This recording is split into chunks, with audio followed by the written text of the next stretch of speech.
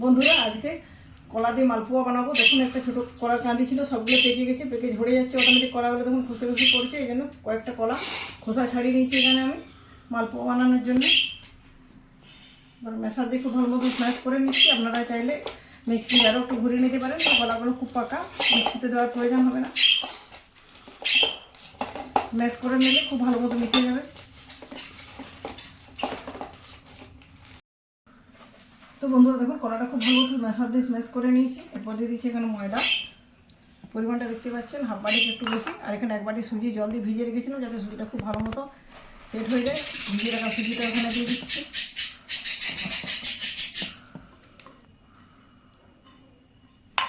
দিয়ে দিচ্ছি পরিমাণ মতো লবণ। মিষ্টির জন্য দিচ্ছি কিছুটা আখের গুড়। সবটা খুব ভালো মতো প্রথমে হাত দিয়ে মেখে নিচ্ছি, তারপর জল বা দুধ যেটা খুশি অ্যাড করতে পারেন। আমি এখানে দুধ ব্যবহার করব।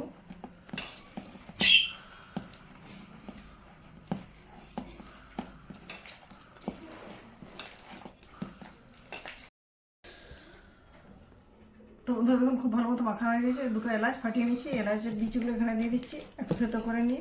আর দিয়ে দিচ্ছি এক বাটি দুধ। তো খুব ভালো মতো মেখে নিচ্ছি। মেখে নিলে রেডি হয়ে যাবে মালপোয়া বানানোর জন্য ব্যাটারটা আমার। তো চলুন এরপর মালপোয়াগুলো ভাজা শুরু করবো। ভাজার জন্য অলরেডি সানফ্লাওয়ার তেল কড়াইতে বসিয়ে দিয়েছি, তেলটা গরম হচ্ছে।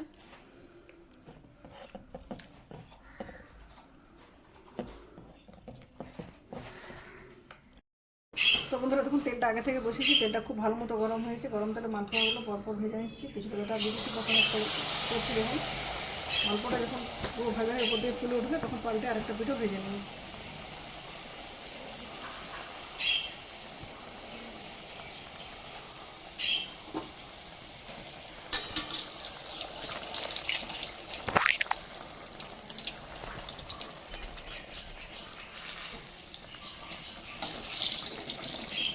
মালপোয়াটা যত খুব নরম, উল্টানোর সময় সাবধানে উল্টাতে দেখুন কতটা ফোলা ফোলা হয়ে যাচ্ছে।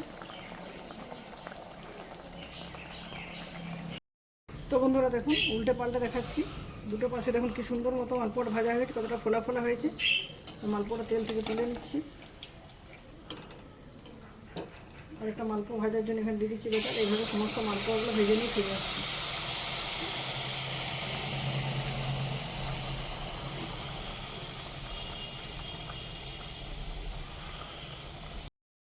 তো বন্ধুরা দেখুন আমার সমস্ত মালপোয়াগুলো ভাজা হয়ে গেছে। মালপোয়াগুলো দেখতে যেমন সুন্দর, খেতেও সেরকম টেস্টি হবে।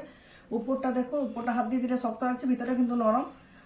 আপনার সকলের বাড়িতে প্রচুর কলা থাকে। আমাদের রোজ খাদ্য তালিকায় কলা অবশ্য থাকেই, কিন্তু অনেক সময় বেশি কলা নিয়ে আসলে কী হয়, সেগুলো বেশি পেকে গেলে আমরা ফেলে দিই। তো বন্ধুরা বাড়ির গাছের কলাই হোক আর বাজার থেকে কিনে আনা কলাই হোক, সেগুলো ফেলে না দিয়ে এভাবে মালপোয়া বানাবেন। চাইলে প্যানকেকও বানাতে পারেন। খাবার অপচয় করাচ্ছে, সেগুলো কোনো খাবার বানিয়ে খাওয়াই ভালো। তো বন্ধুরা আমার এই অল্প রেসিপি আপনাদের কেমন লাগলো কমেন্ট করে জানাবেন। ভালো লাগলে লাইক শেয়ার এবং চ্যানেলটি সাবস্ক্রাইব করে আমার পাশে থাকার অনুরোধ রইল। ধন্যবাদ। তো বন্ধুরা দেখুন একটা মালপোয়া আমি দেখাচ্ছি।